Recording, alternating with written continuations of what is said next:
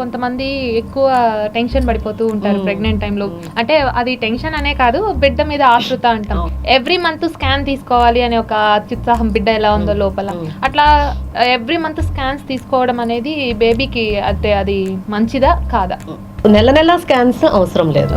Medical పరంగా అంటే మాత్రం డెఫినెట్గా 4 స్కాన్స్, నెక్స్ట్ వచ్చి 11 నుంచి 13 వారాల్లోపు ఎన్టీ స్కాన్ అంటే న్యూకల్ ట్రాన్స్లూసెన్సీ స్కాన్ అని ఉంటుంది.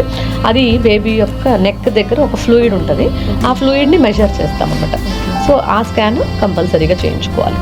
సో అది ఎందుకు అంటే బేబీ ఆ ఫ్లూయిడ్ మెజర్మెంట్ వల్ల మనకి బేబీలో ఏమైనా జన్యు లోపాలు ఏమైనా ఉన్నాయా, లేకపోతే అది చాలా ఎక్కువ ఉండడం వలన డౌన్స్ బేబీస్ ఏమైనా ఉన్నాయా స్క్రీనింగ్ చేయడానికి ఈజీ అవుతుంది అన్నమాట. దాంతోపాటు మనకి డబుల్ మార్కర్ టెస్ట్లు ఉంటాయి.